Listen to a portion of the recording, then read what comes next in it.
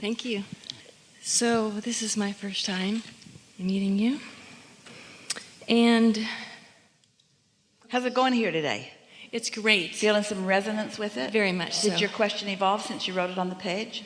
Just a little bit. Because, of course, we're all getting the messages to our personal questions. Yes. Just by hearing this all. Yes. So before it started, I thought, well, I could ask about if I'm doing the work to fulfill my life purpose, to be of service. Am I moving forward in that? That's a question I had. Yes, but there's something in there that we want to talk about even more than the bigger question, which is what is of service? Because we have a new definition of it today that we've never had before as a result of what we were talking about here today. You want to know what being of service is? It's having your vacuum cleaner plugged in. It's being plugged into the source so that source who is flowing to you is being received enough by you. In other words, the influence of source is resonating with you. That's what service is. And that's the only thing that service is. Source is always of service to you. And think about why. When you have negative emotion, the reason you feel negative emotion is because you're having a thought and your inner being won't join you. That's service. That's staying in resonance with who you really are and what you really want, so that if you want to feel good, you've got to find vibrational resonance with that. That's service. Humans think that service is really hearing you in your struggle, being motivated to try to help you from the place of utter disconnection. That's what most people think service is. I will suffer enough that I will serve you. We say, no, you won't. You'll just suffer and need more service from somebody who's still in alignment. So that's what that question was about. Yeah. And the career that I am in is of service. So that's kind of, I wanted to just get that out and throw it away. I wondered if you had a message from me. Yeah, don't throw anything away. Oh, I mean, not throw away. That's a little strong to say. What do you mean, that no? way. Meaning that I guess I know I'm living my purpose. I know that I'm of service. So I don't have to contemplate that anymore. I really do know that. I know that. So now, I'm manifesting that. Yeah. Yeah. It's really fun when you know it even before you manifest it. That's when this really starts going and blowing for you. When you know you're hooked in, and even though there's not a manifestation that's happening right now, this red hot minute, you still know. Esther loves manifestations. You all do. But you got to love what it feels like on your way to one too. That feeling of anticipation, that feeling of absolute knowing with no evidence. Oh, that's the best there is. That feeling of absolute knowing and no evidence. And people say, why are you so happy? And you say, I can't explain it to you. Good things are coming to me. How do you know? I just know. Well, you're dumb. I know. And I don't care. I don't need evidence. I don't need tangible evidence. I've got vibrational evidence. I've got emotional evidence. I feel high and happy. Why? I don't know. Because good things are coming, because I'm in alignment. Yeah. And like most people, I go in and out of that. As a whole, I know I've done a lot of work, and Well, that's what you're wanting to sharpen up here. That's what mastery is. Mastery is really being aware when you're not there, that you could be there if you tried a little, that you could be there if you just focus a little, that you could apply what you know with a little more deliberateness. And the more you do it, the better it gets, and the better it gets. The more you know it, the more you know it, the more you do it, and the more you do it, the better it gets, until people look at you and they just hate you. Because your life is so easy and you're so happy. And you don't need evidence, but you've got it all around you. And they say, oh, you keep saying you don't need any evidence, but look at that. New house, new car, new love, new money, new thing. You say, yeah, it just seems to follow my happiness. Yeah. So this makes me think about, and I have a tendency to be very hard on myself. Well, stop it. I know. Don't give yourself permission to be that. You just confess to us. We don't want that kind of confession. That was my precursor to say, meditating as often as I do, is that enough? Doing such and such, is that enough to... Are you happy all the time? No. Then it's not enough. Okay. Next. So if I So if I sit a little longer, there'll be a day when I'm happy Not all longer, the time. but more consistent, and more consistent understanding what you're doing. Don't sit like our friend was sort of describing, trying to receive a message before you're ready.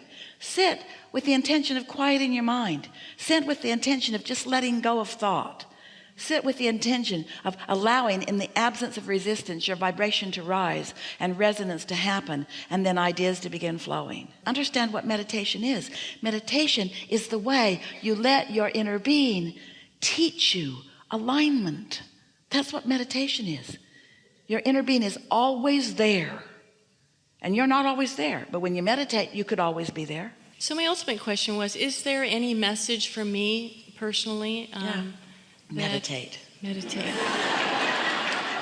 Every day for 15 or 20 minutes. And in that 15 minutes, you don't feel that you've quieted your mind, don't stay longer, because now you're just having a battle with yourself.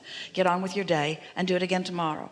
And eventually, you will find that quieted place. You'll know it, because you'll feel different. You'll feel detachment. You'll know. You'll just feel well-being. You'll just feel yourself wrapped round with all of this energy. I do somatic meditation, which is really going into the body and sort of breathing and expanding in parts but blanking out.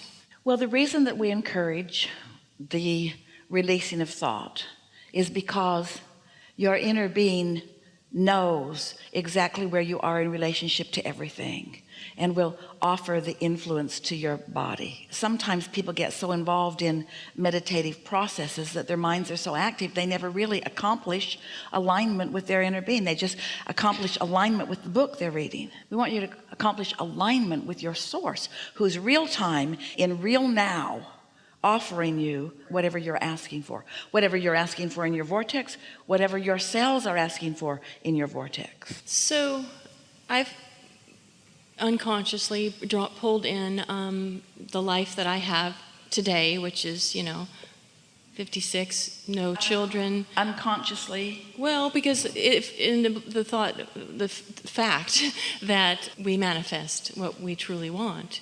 I have said all my life I've wanted to be a mother, and I've made decisions and taken action that did not manifest that. But you've also said that you want to be of service, and it's like the same thing. It comes from the same place. You see what we're getting at? A desire to be nurturing, to be uplifting, to be of value. And so sometimes you are speaking more literally than you really intend. So why is that? That I do that? For all of the reasons that we've been talking about here today, it starts with not knowing that you are more than you are. Not knowing that there is another part of you that you have a relationship with, and that relationship is what your emotional basis is about. And so a lot of people are there. Most people, in fact, are trying to guide themselves based upon what others think or what others have decided for them.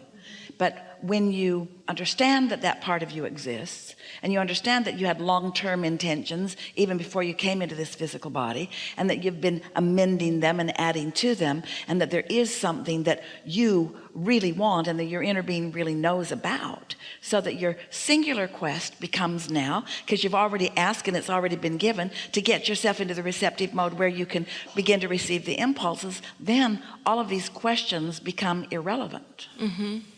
Why is it that we are afraid of becoming a very powerful self? I can personally attest to that. I have a fear about being a very powerful woman. Well, we don't believe you. We think that's just things you're making up because you don't think you are. And so you're just explaining why you're not what you really want to be by saying, I guess I don't think I really wanted to be it. There's a part of me that believes I am. Yeah. We want to ask you some questions. Okay. Because to be a really powerful woman, which is a woman who is of service, which means a woman who is under the influence of source, which means a woman who is influencing in connection with source. In order to be that powerful woman, these are the things that you find along the way in that. You feel joy. Do you want joy? Yes. Then you want to be a powerful woman. Do you like clarity? Yes. Then you want to be a powerful woman. Do you like insight into things? Then you want to be a powerful woman. So can you see how that's just stuff you've been making up? Maybe you heard it somewhere, but none of it rings true, does it? I don't know, I followed you. You mean all that you just said? Yes, it rings true. None of that not being a powerful woman because I don't want to be. No, it's almost like bird. I just get distracted from my mission, this other voice and all the physical actions and things I've done to produce who I am But today. here's the thing that we want you to hear. You heard a whole lot here today, and we acknowledge that you heard it. So that all of these things that you are saying are irrelevant given what you now know. But you're still saying them because you've got the habit of saying them. You've decided that that's who you are, but that's not who your inner being knows that you are. And right now, that's not who you know that you are. So our encouragement is to no longer practice that old defeating, powerless conversation. Think how powerless the words are that I'm afraid of my own power. Have you ever heard any more powerless words than I'm afraid to be powerful? It is completely illogical. And you want to know why you do it? Because you have decided that others don't like powerful women and you don't want to upset them.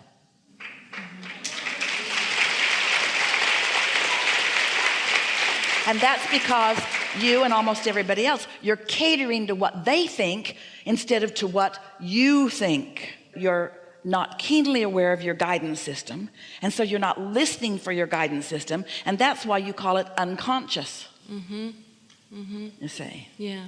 But now, feel how different things feel now, just because of the resonance that you've been feeling as a result of the conversation here in this room, and most specifically the conversation right here and now. You are a powerful woman. When you think otherwise, you've unplugged your vacuum. You've disconnected, and then that feeling of powerlessness is your indication that you're right now out of your power. Well, of course, if you keep making your definitions of who you are when you're not in your power, you could come to the conclusion that I'm not powerful, but that's not even true of you, because often you connect and you know that you are in your power, in your influence, in your energy, you see. So we say often, in fact, we feel it so strong that Esther often translates it as shouting, "Stop it. Stop arguing for your limitations," because we felt you come with us and then you repeated an old thing that you don't even right now feel. It's just something that you're used to saying. We don't know where you're getting your gratification from that, because really, do you know anybody? Have you ever entered a conversation, you're meeting someone new, and you sit down and they say, "How are you?" And you say, "I'm good, but I'm powerless." I don't know why, I've just never let myself have my power. I thought it was meaningful to our relationship, because have you ever said that to anyone? Or can you imagine someone saying that to you? If someone said to you, so you're sitting over lunch and you look across the table and you say, "What's up?" And they say, "I feel powerless." What would your impulse be? "I feel powerless." Wouldn't you want to say, "Well, you're not powerless. You might be pinching it off, but you're not powerless"? Would you say, "Oh, good, I'm powerless too. Let's join groups"? Because if we get enough powerless people together, we'll have power. If we can find enough of us that are disconnected from source energy, we'll join together in groups and we'll have the power. Yeah, you'll have the power for mediocrity. You'll have the power for yucky things that don't feel good. You'll have the power for dismal conversations and miserable life experience. But that's not power. Power is joy. Power is love. Power is appreciation. Power is knowing. Power is clarity. Power is the universal energy that creates worlds flowing through your fingertips. So you say, "I'd like some of that." And the universe says, "There you go." And you say, "I did that because I have power." Yeah. Anything you want. And so what you're getting on a daily basis is just how much power you think you have. How much that you're allowing yourself to have. Sometimes you don't allow it because other people have told you you're not worthy. Sometimes you don't allow it because you yourself don't, or you feel like you're not prepared. You make up all kinds of reasons for not knowing that you can have it if you want. But if you could just catch the spirit of being ready to be ready to be ready, and that it will just continue to unfold in pleasing ways for you, and that no one is keeping score except you, and your scorekeeping is not good for you. Just keep score of how happy you are and watch what happens. I was way happier today than I was yesterday. Ooh, I had so many happy moments today. Start keeping track of things that really feel happy, the moments of true happiness, and then watch how things just start shaping up for you.